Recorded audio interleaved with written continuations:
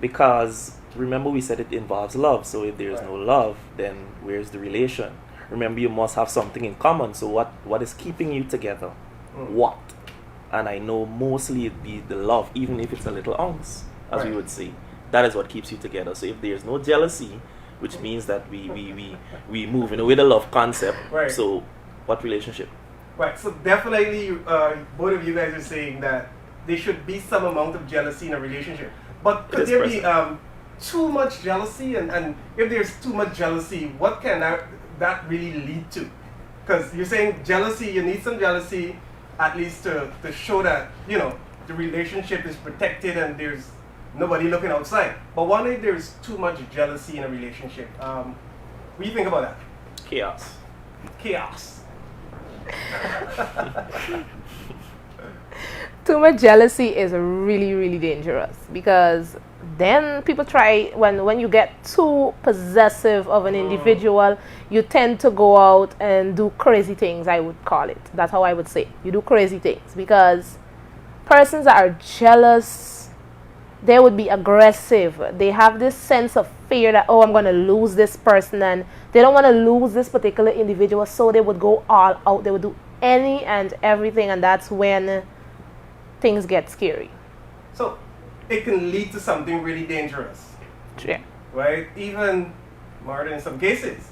Because we have seen in some instances right here in Guyana where jealous lovers or partners, you know, maybe one person is more jealous than the other, and it led to murder actually. It led to people actually hurting the other one physically. But I heard that when people are really jealous, it can even lead to weight gain. How do you see that? Can jealousy actually lead to weight gain? I was chatting with someone and they say jealousy can lead to weight gain. How really could that be possible?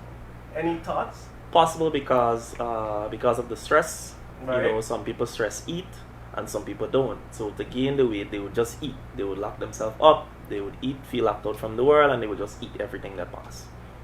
And eventually, they become obese. Basic. But you nailed it. You said stress, because that's one of the important key factors. When people are overly jealous, it can lead to stress, and it can really affect someone's hormone. And, you know, they can gain weight. But to me, you know, people can lose weight too. So not just gain weight. So, you know, that was just one person's opinion. But people can lose weight too, because, you know, people can get really thin. But Renita, in specific, you personally experienced in your time on Earth any jealous relationships per se? Are you a jealous person? Jealousy is natural. It is something that we humans have. We don't control it, it happens. It gets dangerous when it gets out of control, when you're no longer in control of your feelings and your emotions. Now, jealousy is good. I would say it's good on certain level, but when it gets toxic, that's where you have to be careful. Because my jealousy can lead me to be overprotective of my partner, right? But then when I have gotten to the state where I don't want my partner even coming out of my eyesight, I get all aggravated, I'm uneasy, I'm shaking, I'm getting all nervous. I wonder what he's doing, I wonder which girl he's talking to. You're like, so when you get all this work up, that's when you really need to examine yourself. And if you cannot examine yourself quickly, that's where it goes all downhill. But so, Renita, apparently it looked like you was in a situation like that. But I leave it there, you know. So Ian, you really ever been in a jealous relationship? Quite a lot. Quite a lot. Not that I believe that I was the one, because I grew up in a Christian home, and you know we had these kind of teachings, so I'll let it be, you know. Right. But on the other hand, people, you know, they feel entitled. You know, So after you start dealing with them in a certain way that other person would have never done, they feel like, I'm in power. This belongs to me. Right. Right? And then you try to express yourself, or you try to tell them that, you know what, I'm a person too, And if something is bothering you, you should tell me. But what happened to most jealous partners is that they do not communicate. They just act.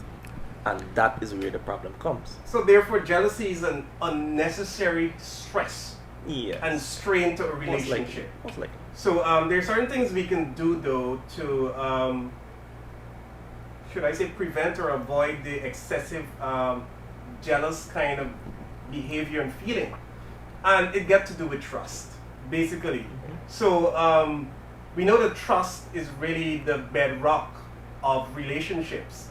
And if we lose that trust, then there is where everything comes crumbling down, right? And trust is really something that, everybody wants to have or wants to see or want to experience. And if you can't trust your partner, that is the big issue here. That is where jealousy can really get excessive. So building trust, how do you build trust in a relationship to prevent that bad jealousy? Well, for me, I believe that in a relationship, trust comes naturally at first. For some people, right? There are some people that will, let's say, they will give you, okay, I'm going to give you all my trust. So the two of us, we've met, and I'm going to say, okay, I'm going to trust you. I'm going to take you for your word. So if you're telling me that you're going to be, let's say, at point A, I'm expecting you to be at point A. If you're going to be over at point B, you said you're at point B, then you're there. Now, wow. I'm trusting you that much. Now, when trust gets bad is when the person there that is in that position would have, you told me you're here, and then, like, we have friends and all of that out there. They go, I'm seeing your boyfriend or I'm seeing your girlfriend over there. And they would have told you they're going to be that way. So then right away that clicks a switch. And all of a sudden you're going to be this overly aggressive, possessive individual because where you went, when you tell me you're going down there. And we have to be honest. If you know you're not going to be there, don't tell people that this is what you're going to do. Renita, you a little deep for me, girl. Seriously. You know what I mean? But you really said it all. But things can happen, Renita. We're talking on a man's perspective, and I'm sure you all might agree. Sometimes you're going someplace, and next thing you end up another place. And yeah, you should communicate. Communication is effective. Yeah. But things can happen, so once it doesn't go, over out of the window, then you can still have that kind of trust, even though the person is not at point A but at point B. But the thing is, what they're doing at point B might be the essence of the whole matter, right? Tia? True. Here's the conclusions, man. Here's the conclusions. All right, well, we'll have to wrap up this segment. But the effects of jealousy, it says, is the perceived self-worth, emotional instability, feelings of bitterness, breakup of relationship, prolonged depression, and extreme anxiety. Those can be the dangers and effects of really excessive jealousy. And, you there in our audience, if you are a jealous lover or partner or whatever you're experiencing jealousy, is a really ticklish situation. But it's something that we all can control. But it all depends on your partner and if you trust your partner. So developing trust, communication, and listening skills, paying attention, but, blaming someone for something that you didn't do sometimes, tells that you have lost trust in the relationship. So I think trust is the bedrock of relationships. So let us try to develop trust for each other. Let us try to be honest so that we do not develop that, jealous feeling that can lead to even really bad things. So we want to thank you for this segment. We'll take a quick break and we'll be back with our other segment.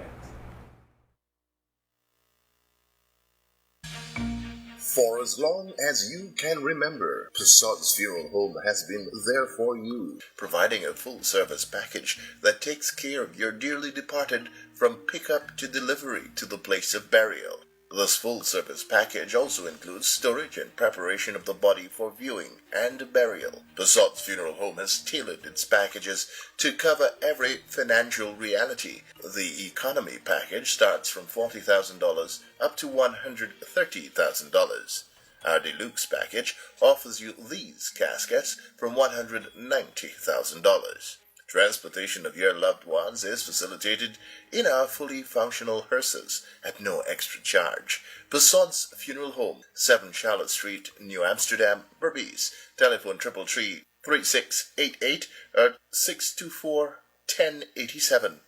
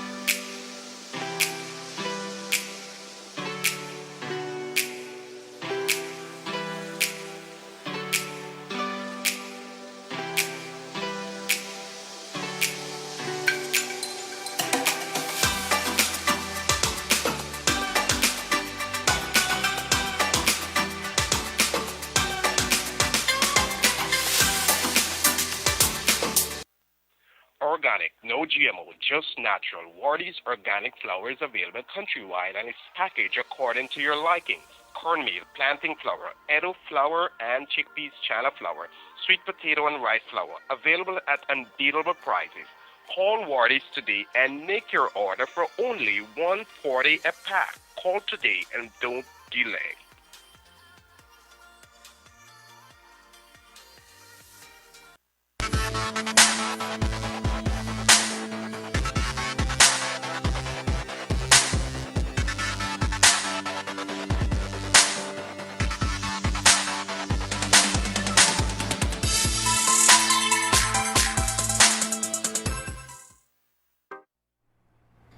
Welcome back to Uncover TV. Today we have in studio that's Denzel Crawford and Joel Grant. And just would like to let you know that Uncover TV, you can catch us here live on NCN on Tuesdays and Thursdays, 4:30 to 5. You can also follow us on Facebook and YouTube.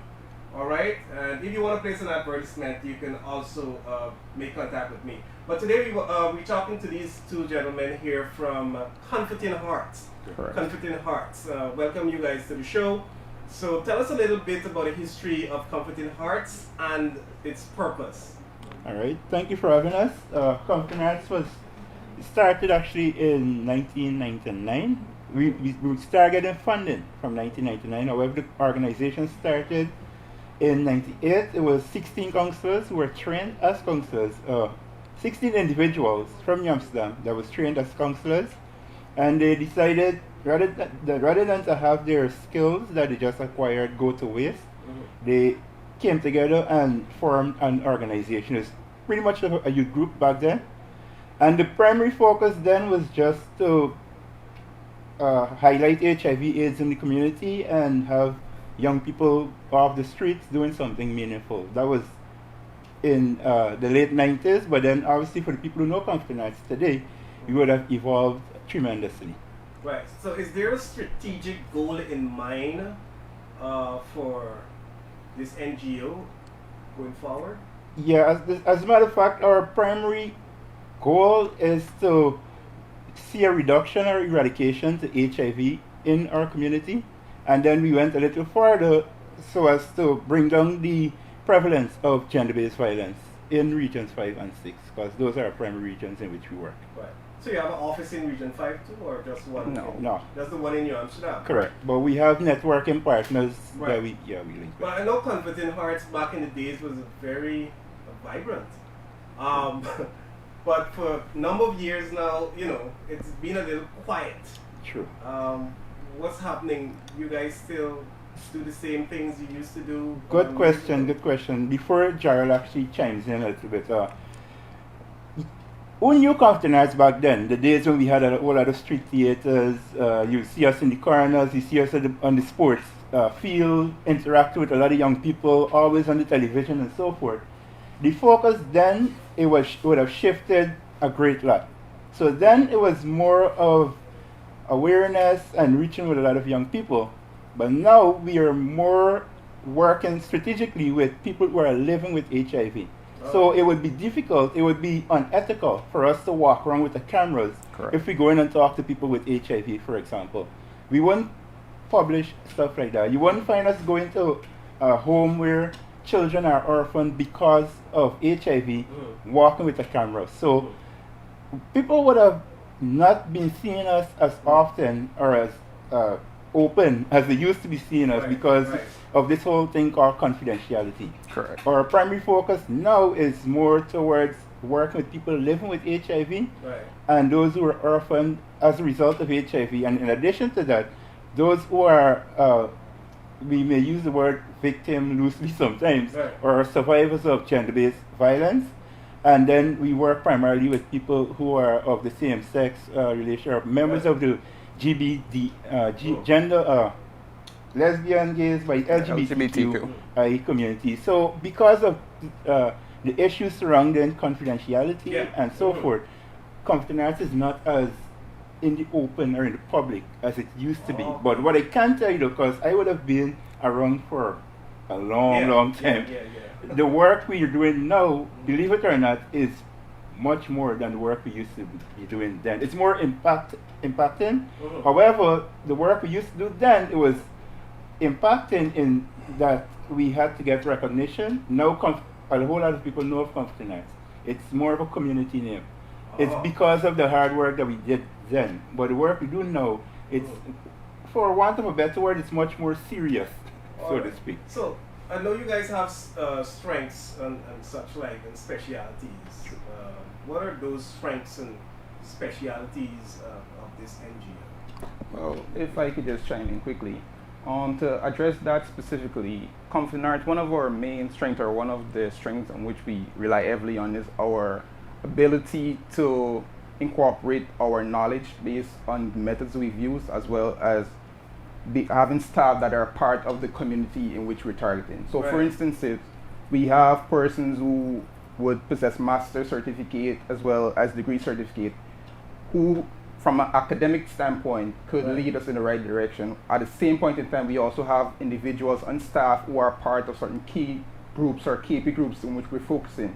So rather than relying strictly on our academic knowledge or our theories or whatever, we still have a person with a practical and a know-how and actually living that life to kind of guide us through areas where we might not have been aware of, given just solely on our economic or our educational background. Yeah, that's interesting. And I know you guys got this OVC intervention. Tell us a little about this OVC intervention and who is it for and such on. So OVC stands for Orphan and Other Vulnerable Children. Someone can be termed as an orphan as long as they fit the category of a child. And as it relates to HIV, either one or both parents must be living with or would have died as a result of HIV. So that's how we work with the OVC. That's the full definition of it. Right. And some of the programs that we would have been implementing obviously would be psychosocial support for these children. We did after school work because we find that the child living in a home where they're orphaned as a result of HIV already has so many challenges to deal with. Right. And many times their socioeconomic background may not be of the best standing in society. And oftentimes these same children may be termed as quote unquote troublemakers in school. Correct. You know? And teachers may not, some teachers, because I know you had teachers here before, they may not pay as much attention or emphasis on those children because they may seem as the troublemakers, slow learners, and all the terminology used to describe them. So Compton Arts would have been offering after school program where we have trained teachers along with volunteer teachers to pay more attention to these same children. And then we had like the hot meal program. There are quite a few programs you would have been running off while working with orphans and other vulnerable children. That's interesting. But what I've noticed, especially with the younger generation, compared to when HIV is first surfaced, there is this notion that HIV and AIDS is not really that serious, or they don't take it serious, and I think it's because of lack of knowledge, or the media really putting it out there and let them know, because there's so many other diseases that came on stream. We have COVID-19 among others.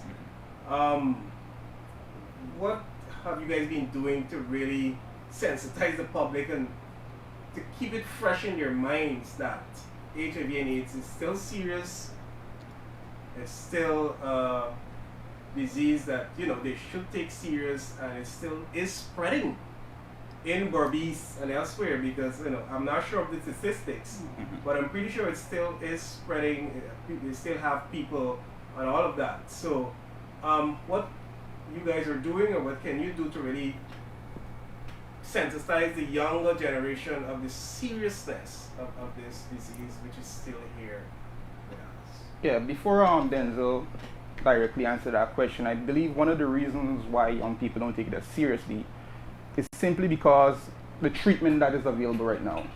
A lot of persons point out that their HIV treatment now that actually empowers you to live a very long and healthy life, so the risk associated with the HIV is not as scary in their eyes as compared to times past. So to answer the question as to why they're not taking it that serious, it's our perception that they simply don't fear it because the threat of imminent death is not as there as it was back at the early stages. So to address the issue in terms of awareness, we do conduct monthly awareness sessions as well as pre and post testing counseling sessions to basically highlight the issues as it relates to HIV testing, the harms associated with HIV as well. Right. So we are doing a lot of work in terms of community sensitization. We do all small groups education session with persons from the community. We do have a lot of stakeholders meeting with persons from the religious communities and other helping agencies. So that's just to basically touch on that. But Denzel, I believe, could elaborate a lot more, given that he is our focal point as it regards to HIV and AIDS. Yeah, Denzel, you can elaborate just. First off, I may not totally agree with the statement that people are not really taking it serious, because a lot of people come to me, and I would have seen people in high standings in community sit in front of me and cry bitter tears, and I would have seen young people hide and come into my office to be tested, and so I really do believe a lot of them do take it serious. But what happens is that the community, they tend to act different in community, with peer pressure and all those things. Right. So deep down they are afraid, they are conscious to a high degree actually, but they just sort of use they kind of act a fool. They don't necessarily act the true self. But Gerald did hit a good point, because the treatment would have been working so well in Guyana that even people with HIV, they feel so well that they don't necessarily, they sometimes even forget.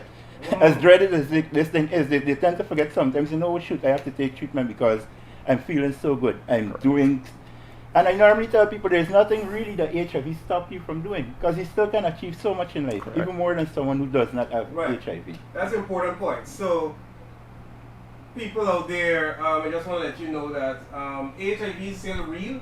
Okay. It still is a dangerous disease, but there are people out there who may be affected or who do not know they're infected. But I think the danger, as you rightly said, is people taking treatments, they're looking good, they're feeling good, and sometimes they forget. So I just want to remind viewers out there to, be careful and take all necessary precaution. And if you think you need to be tested, rather everybody need to be tested. Correct. We have Comfort in Hearts. Where are you guys located, and how could they reach you guys? 616 Coburg Street. You understand? That's opposite the police station on the Bagnam side. All right, so there we have it, 616 Coburg Street, opposite the police station on the water side, and I think they have a contact number you can always call. Yeah, you can get us on 333-4722. That's 333-4722. All right, there we have it today. These guys from Comfort in Hearts are sharing these very, very important information with us, and I hope that everyone out there take it very seriously. So until Tuesday, this brings us to the end of today's talk show on Uncover. You can always check us out on Facebook or YouTube. And if you need to place an advertisement with Uncover TV, you can check me out also at 333-3008. So until then, take good care, stay safe, and I'll see you on Tuesday. Have a good afternoon. All right.